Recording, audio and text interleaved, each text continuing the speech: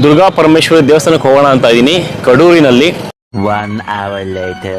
ಈಗಷ್ಟೇ ಕಡೂರಿಗೆ ಬಂದೆ. ಯಾರು ಎಲ್ಲಿವರೆಗೂ ಎಷ್ಟೆಷ್ಟು ಡ್ರಾಪ್ ಕೊಡ್ತಾರೆ ಅಂತ ಹಿಚ್ ಹಾಕಿಂಗ್ ಮಾಡ್ತಾ ಇದೀವಿ. ನಮ್ಮ ಅಣ್ಣವರೊಬ್ರು ಡ್ರಾಪ್ ಮಾಡ್ತಾ ಇದ್ದಾರೆ. ಅಲ್ಲಿವರೆಗೂ ಸರಸ್ವತಿಪುರಕ್ಕೆ ಹೋಗ್ತಾ ಇದಾರಂತೆ. ಅಣ್ಣ ನಿಮ್ಮ ಹೆಸರಣ್ಣ? 3 ಕಿಲೋಮೀಟರ್ ಒಳಗಡೆ ಹೋಗ್ಬೇಕಂತೆ ದುರ್ಗಾ ಪರಮೇಶ್ವರಿ ದೇವಸ್ಥಾನಕ್ಕೆ. ಅಣ್ಣ ನಿಮ್ಮ ಹೆಸರು? ರಂಗನಾಥ್. ನಾನು ಅರ್ಧದಲ್ಲಿ ನಿಲ್ಲಿಸಿದ್ರು. ಬಿಡಿ ಬಿಡಿ ಅಣ್ಣ, ಥ್ಯಾಂಕ್ ಯು. ಅಣ್ಣಗೆ ಒಂದು ಥ್ಯಾಂಕ್ಸ್ ಹೇಳ್ತಾ ಇಲ್ಲೆಲ್ಲೋ ತೊಗೊಂಬಂದು ಬಿಟ್ರು ನಮ್ಮನ್ನ. ದಾರಿ ನೋಡಿ ಹಿಂಗಿದೆ. ಇಲ್ಲಿ ಈ ರೋಡ್ ಹೋಗ್ಬೇಕು ನಾವೀಗ. ಅವರು ಅಷ್ಟಾಗೇನು ಆಸಕ್ತಿ ತೋರಿಸ್ಲಿಲ್ಲ ದೇವಸ್ಥಾನದ ಬಗ್ಗೆ. ಹೋಗಲೇ ನಿಂಗೆ ಯಾವ ಕೊಡ್ತಾನೆ ಡ್ರಾಪ್ ಅಂತ ಅನ್ಕೊಂಡು ಹೋದ್ರು ಅಣ್ಣ. ಕಡೂರು ತಾಲೂಕು, ಚಿಕ್ಕಮಗಳೂರು ಜಿಲ್ಲೆ, ಸರಸ್ವತಿಪುರ ಪೋಸ್ಟ್, ಶ್ರೀ ಕ್ಷೇತ್ರ ದುರ್ಗಾಸ್ಥಳ.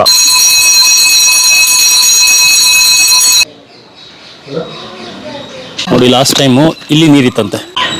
ಪ್ರಸಾದ ಸಿಕ್ಕಿದೆ. ಇದಾಗಿತ್ತು ಶ್ರೀ ದುರ್ಗಾಸ್ಥಳ ದೇವಸ್ಥಾನ. ದುರ್ಗಾ ಪರಮೇಶ್ವರಿ ದೇವಸ್ಥಾನಕ್ಕೆ ಹೋಗೋಣ ಅಂತ ಇದ್ದೀನಿ ಕಡೂರಿನಲ್ಲಿ. 1 hour later. ಈಗಷ್ಟೇ ಕಡೂರಿಗೆ ಬಂದೆ. ಯಾರು ಎಲ್ಲಿವರೆಗೂ ಎಷ್ಟೆಷ್ಟು ಡ್ರಾಪ್ ಕೊಡ್ತಾರೆ ಅಂತ ಹಿಚ್ ಹಾಕಿಂಗ್ ಮಾಡ್ತಾ ಇದೀವಿ.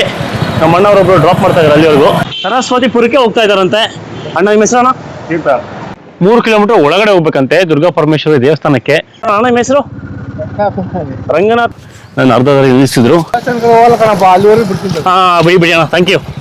ಅಣ್ಣಗೆ ಒಂದು ಥ್ಯಾಂಕ್ಸ್ ಹೇಳ್ತಾ ಇಲ್ಲೆಲ್ಲೋ ತೊಗೊಂಬಂದು ಬಿಟ್ರು ನಮ್ಮನ್ನ. ದಾರಿ ನೋಡಿ ಹಿಂಗಿದೆ. ಇಲ್ಲಿ ಈ ರೋಡ್ ಹೋಗ್ಬೇಕು ನಾವೀಗ. ಅವರು ಅಷ್ಟಾಗೇನು ಆಸಕ್ತಿ ತೋರಿಸ್ಲಿಲ್ಲ ದೇವಸ್ಥಾನದ ಬಗ್ಗೆ. ಹೋಗಲೇ ನಿಂಗೆ ಯಾವ ಕೊಡ್ತಾನೆ ಡ್ರಾಪ್ ಅಂತ ಅನ್ಕೊಂಡು ಹೋದ್ರು ಅಣ್ಣ. ಕಡೂರು ತಾಲೂಕು, ಚಿಕ್ಕಮಗಳೂರು ಜಿಲ್ಲೆ, ಸರಸ್ವತಿಪುರ ಪೋಸ್ಟ್, ಶ್ರೀ ಕ್ಷೇತ್ರ ದುರ್ಗಾಸ್ಥಳ.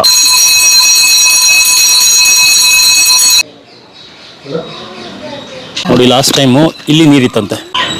ಪ್ರಸಾದ ಸಿಕ್ಕಿದೆ. ಇದಾಗಿತ್ತು ಶ್ರೀ ದುರ್ಗಾಸ್ಥಳ ದೇವಸ್ಥಾನ.